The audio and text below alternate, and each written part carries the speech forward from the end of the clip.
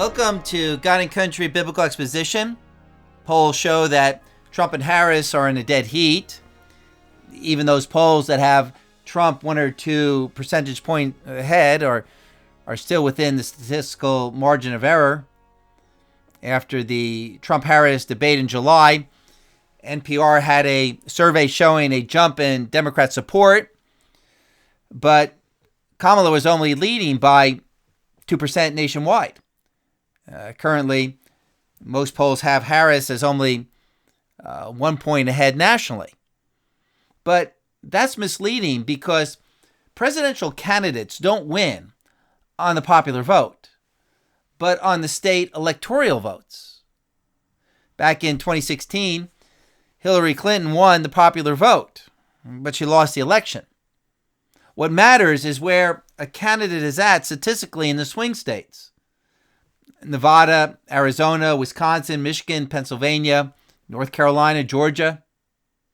In Pennsylvania, which is the largest swing state with its 19 electoral votes, some polls have Harris ahead, others have Harris behind. It's essentially tied. There is more support for Harris than most conservatives realize. We tend to congregate amongst our own group, and we can't imagine that there are so many people who are pro-socialism, pro-big government, pro-LGBTQ, pro-transgenderism, pro-abortion. I spent a few days, a couple weeks ago, with my son, with his family, in St. Paul, Minnesota, Walls' hometown, and there were Harris wall signs in just about every lawn. I just can't even imagine what these people are thinking. Well, actually, I can imagine.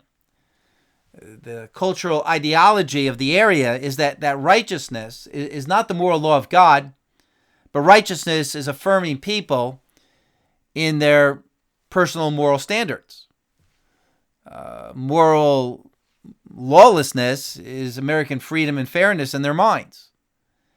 And, that's what's being taught in the leftist churches in the area and at the leftist Presbyterian college down the road for my son. Have you read about the church Tim Walls is attending there in St. Paul, Minnesota? The Christian Post did an expose of the church. 5 things you need to know about Walls' woke Pilgrim Lutheran Church in St. Paul. Pro-abortion, pro-LGBT, pro-DEI, rainbow flag waving, because their God affirms man. Show me the church in the area, and I will show you the politics. As Alexa de Tocqueville famously quoted, and not until I went to the Church of America and heard her pulpits flame with righteousness that I understand the secret of her genius and power. It begins in the churches and the theology of the people. Anyway, if you go to other communities, especially in the Bible Belt, you'll see Trump and Vance signs everywhere. Americans are ideologically divided. The big question is, who has the 51%? Now, if you go to conservative sites such as Fox News or New York Post or Town Hall or Daily Wire, every article is optimistic for Trump. Here's an article. Panic at Kamala's headquarters. Brand new polling was released by Quinnipiac on Wednesday showing that Harris is dropping like a stone in some of the swing states. Quote from the article.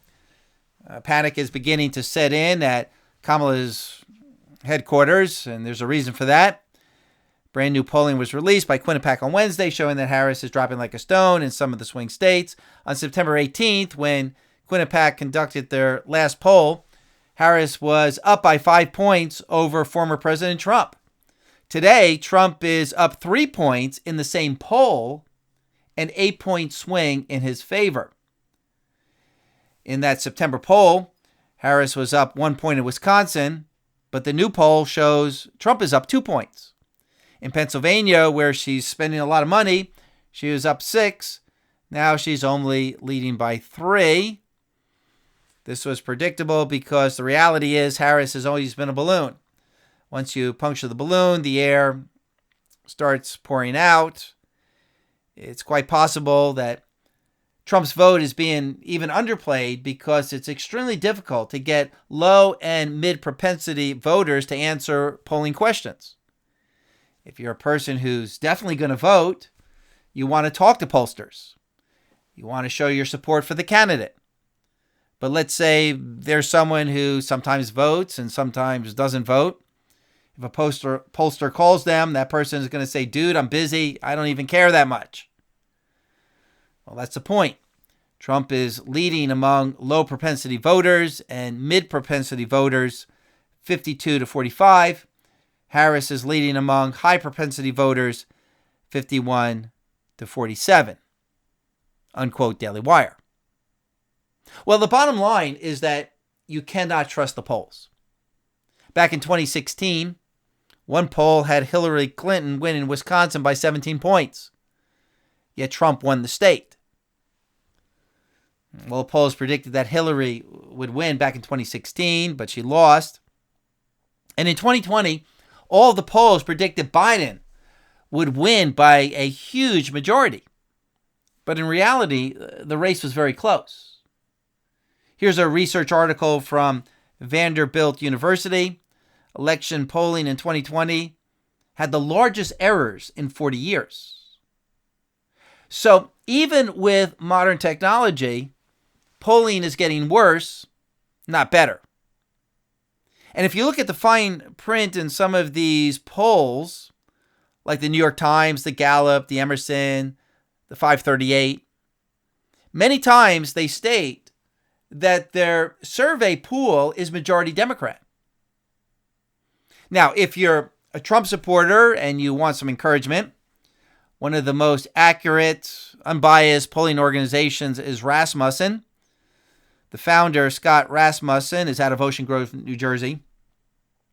Their latest poll on September 19th had 49% of likely U.S. voters voting for Trump and 47% voting for Harris. But still, you cannot trust the polls. Anything could happen between now and the election. The title for this week's program is It's Going to Take a Miracle from God if Trump wins. And of course, if you know biblical theology, you know that the results of every election is a miracle of God, because God is the one who decides who wins. God moves the circumstances, the news stories. He moves the mood of the country so that the country gets what it needs or deserves in regard to a civil leader, whether that be for cursing or blessing. Psalm 75, it's not from the east nor from the west, nor from the desert comes exaltation, but God is the judge. He puts down one and exalts another. Then Daniel chapter 4, Daniel's word to King Nebuchadnezzar, until you recognize that the Most High is ruler over the realm of mankind, and he bestows it on whomever he wishes. And Zechariah chapter 11, for behold, I'm going to raise up a shepherd in the land who will not care for the perishing, seek the scattered, heal the broken, or sustain the one standing, but will devour the flesh of the fat sheep and tear off their hoofs. Which is a reference to God raising up a civic leader who will, among many of his foolish policies, destroy the wealth of the elites. Proverbs chapter 16, verse 1. The plans of the heart belong to man, but the answer of the tongue is from the Lord. How much more the pulling of the lever in the voting booth? Nobody gets into power except by God's providence. But it's the miracle of God's providence that we need to recognize rather than seeing everything as humanly controlled. Now, technically, what I mean and what people mean, and that it's going to take a miracle for Trump to win, is that God is going to have to step in and provide extra restraint on sin, rather than just to let the natural proclivities of fallen man rule. Because if God let the election go according to man's natural depraved nature, the devil himself would win the election. My favorite example of God's hand of providence is how God saw to it that one little 6-year-old boy changed the course of nations. 1993, Elian Gonzalez. Remember Elian and his mother, her boyfriend and others tried to escape Cuba by sailing to Florida.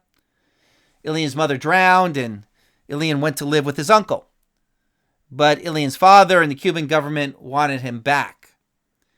The Cuban American community in Florida that hates Castro and communism believed that Elian should stay with his uncle because that was his mother's wish, to escape Cuba and come to America. But the Clinton administration wanted to send Elian back to Cuba. Clinton's Attorney General, Janet Reno, made a major optic mistake. She sent a SWAT team into the uncle's house to take Elian, terrorizing the family and Elian, and hence the iconic picture of an FBI agent pointing an assault rifle at Elian and his uncle in the closet. This so angered the Cuban American community in Florida that it took votes away from the Democrats.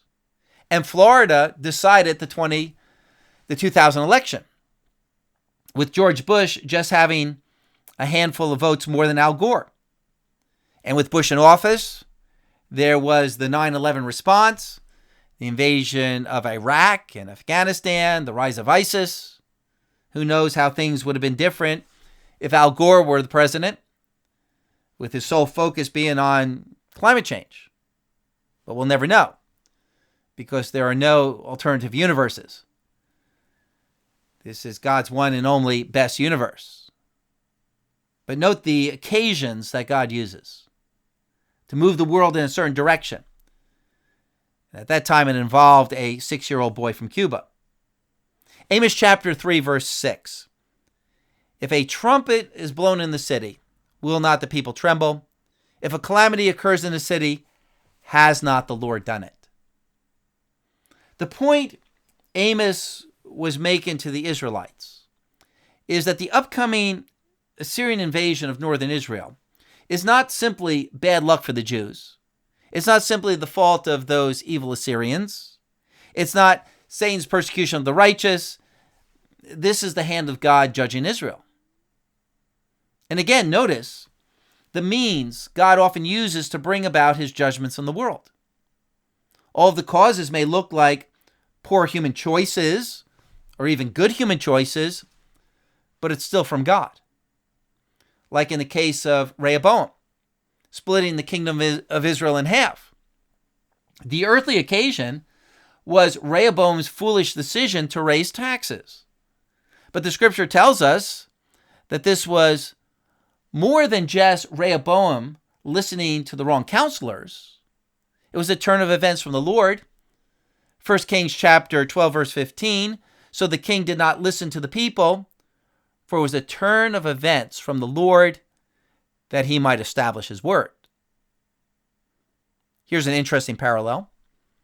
A PJ Media article. New poll suggests Kamala totally committed political suicide.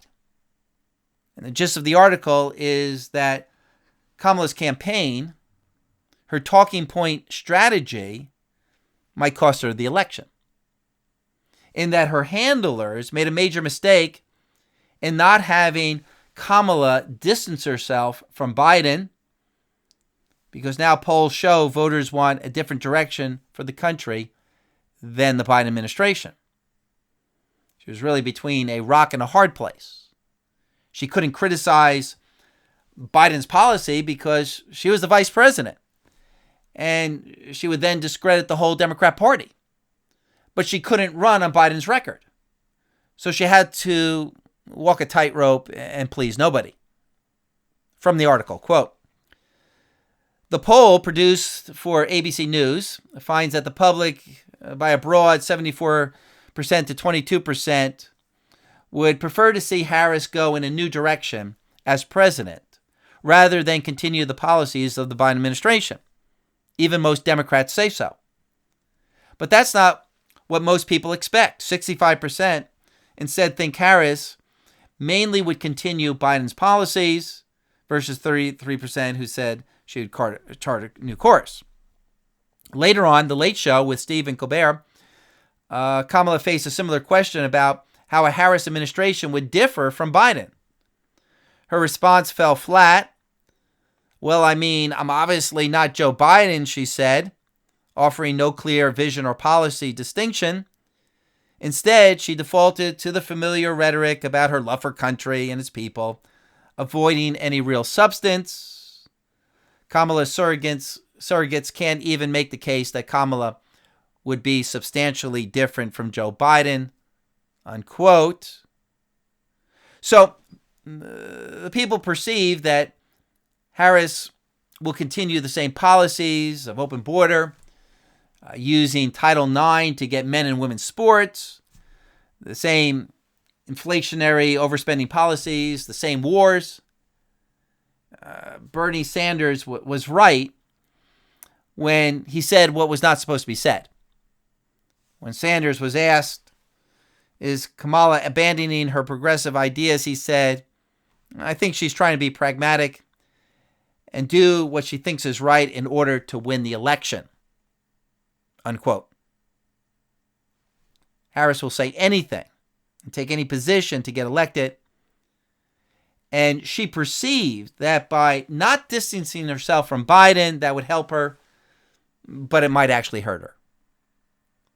The point is, campaign consultants feverishly try to measure public sentiment and tell candidates to adapt their stump speech accordingly.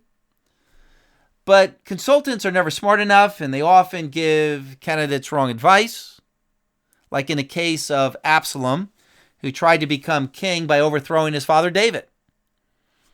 Absalom made a tragic mistake in following the foolish counsel of his advisors. Even David prayed in 2 Samuel 15, O Lord, I pray, make the counsel of Ahithophel foolishness. And when the time came for Absalom to make a decision, he ignored Ahithophel's counsel and listened to another counselor named Hushai, who gave Absalom bad advice. But Absalom took it because Hushai appealed to Absalom's pride. 2 Samuel 17:14, for the Lord had ordained to thwart the good counsel of Ahithophel, so the Lord might bring calamity on Absalom. And Job chapter 5, verse 13, God captures the wise by their own shrewdness, and the advice of the cunning is quickly thwarted. So let's understand that all of these seemingly small political decisions that are often considered good politics can be fatal. And it's God who blinds politicians to go in a certain direction. Now, I'm not saying Trump will win and that such articles are correct concerning Kamala's mistakes. But this we do know. The answer of the tongue is from the Lord. Tim Walz just said at a campaign that he pretty much wants to change the Constitution and do away with the Electoral College. He just alienated 20 smaller states that benefit from the Electoral College. Who knows what else Kamala or Trump might say in the next 20 days that will make or break the election. So if God decides the election, why pray? Why vote?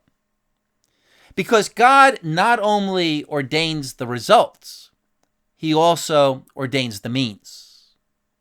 And he judges a nation according to the people's choice. For example, God decided that David would become the next king of Israel, even though most of the Jews supported the house of Saul, which was to their detriment and cursing because they didn't choose the righteous choice.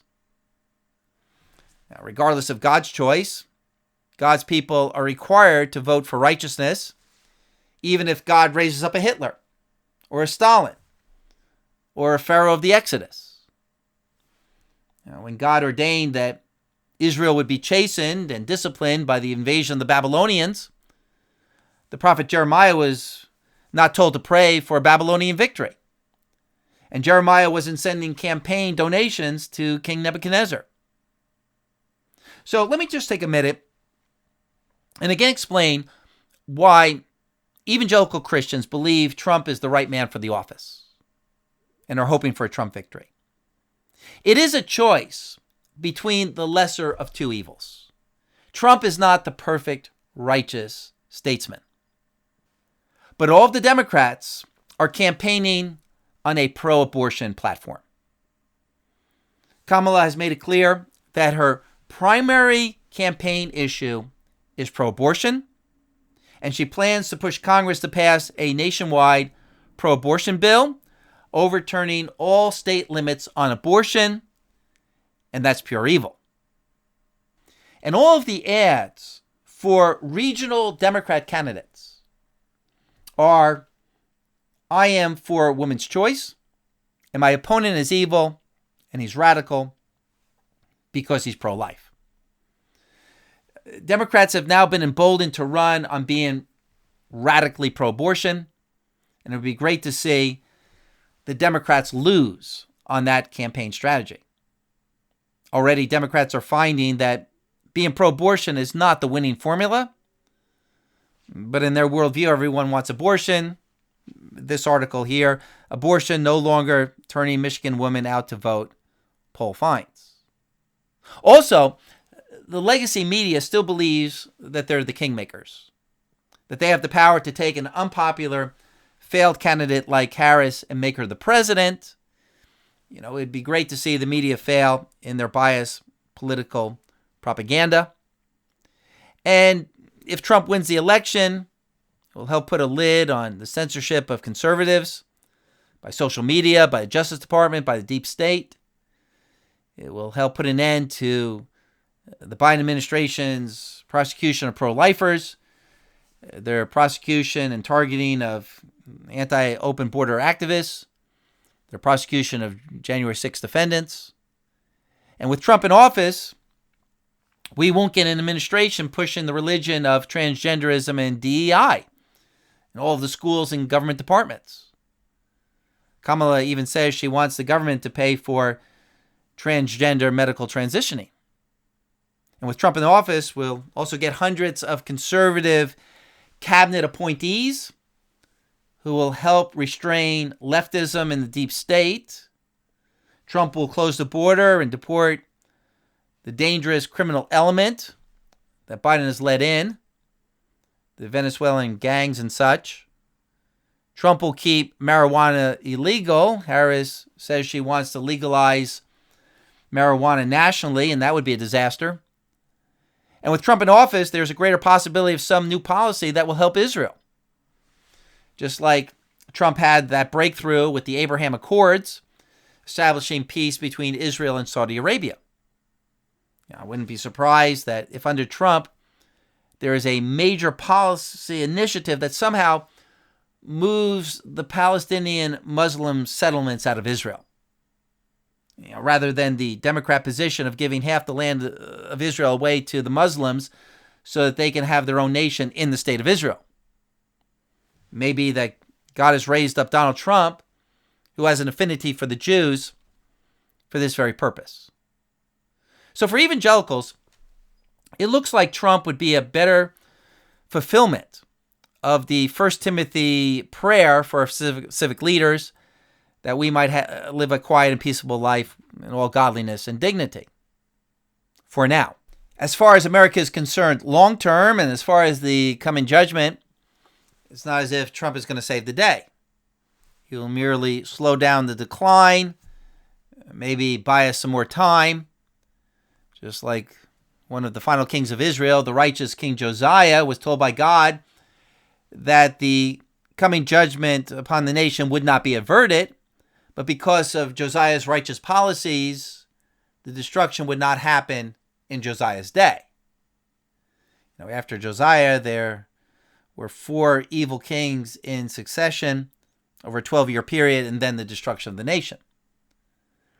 Even if Trump gets 4 more years, the erosion of Christianity in the populace will still continue, along with the teaching of Marxism and humanism in the public schools. Disney and Hollywood will still continue to create transgender, homosexual characters. LGBTQ will continue to become more normalized in the culture.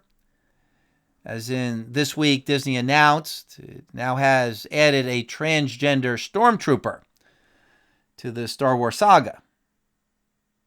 I recently heard it described this way, that for the left, everything in our culture needs to be repurposed for leftist ideology or be destroyed. So we know where our country is going. We know where the world is going. We know the prophecy. If a radical Marxist doesn't become the president of the United States this time, then as in Luke chapter 4 in the temptation of Christ, the devil will leave until a more opportune time. Satan is the god of this world. So if a candidate with conservative values wins, it's going to take a miracle from God. Trump will only win by the providence of God and by the providence of God alone. And did we not see this last month? In an unplanned turn of Trump's head, a bullet was averted that would have ended his life. Another sign of the hand of God determining outcomes. As we see in Scripture, how could it possibly be that Joseph became the ruler of Egypt? A foreigner, a slave, a convict in prison. Nevertheless, God set up all of the people and the economic events to exalt Joseph. How could it be that Daniel would become a high-ranking administrator in pagan Babylon, second in command under the Persians, because all of the other leadership was even too corrupt for the Persians? And how could it be that Nehemiah, who was only the king's cupbearer, would get permission and financing from the king of Persia, to lead a group of Jews back to Israel with permission to rebuild Jerusalem? The very opposite policy of the previous Babylonian administration. Well, because the Persians developed a new policy of removing foreigners and repopulating their vassal nations. And how could it be that a young girl named Esther would become the queen of Persia and be in a position to save the Jews from persecution? Because it just so happened that the king's previous queen developed a bad attitude. And how could it be that Moses was raised in Pharaoh's household and received all of the education necessary to challenge Egypt as an insider? Well, because Pharaoh's daughter wanted a child and she happened to find Moses in a basket in the Nile at the right place and the right time.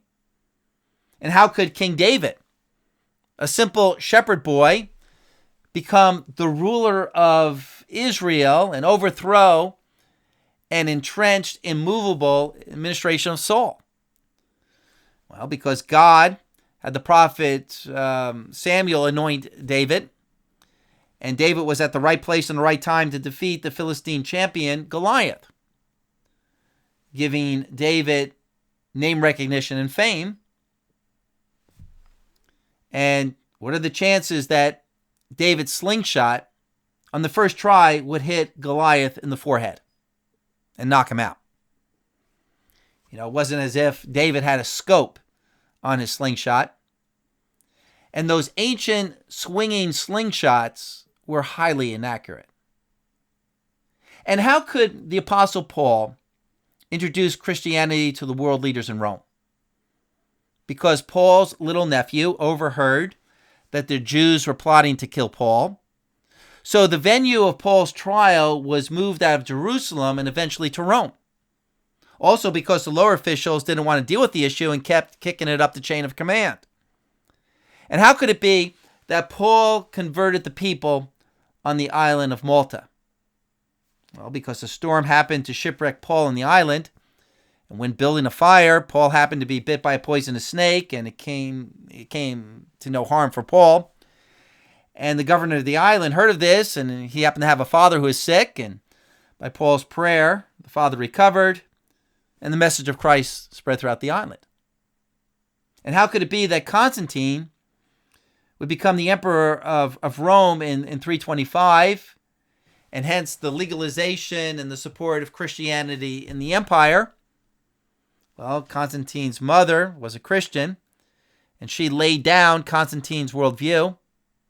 His father was a general, and when Constantine grew up, he would also lead a branch of the army. And since there was so much infighting and civil war among the other leaders competing to become the new emperor of Rome, they killed each other off, and Constantine was there to fill the vacuum. God orchestrates all things according to his plan. Job 42:2. I know that you can do all things, and know that no purpose of yours can be thwarted. Isaiah 43:13. Even from eternity I am he, and there is none who can deliver out of my hand. I act, and who can reverse it? We don't know who's going to win in November, but be assured, God's in control. As I've said many times, we don't need a prophetic word concerning who's going to win.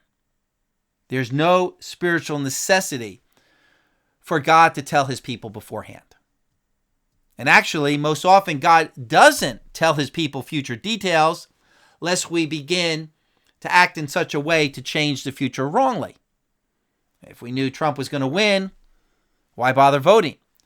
If we knew Trump was going to lose, why bother voting? Isn't it interesting how some Christians want to know the future, even when that knowledge would have no spiritual benefit? It might even be a spiritual liability.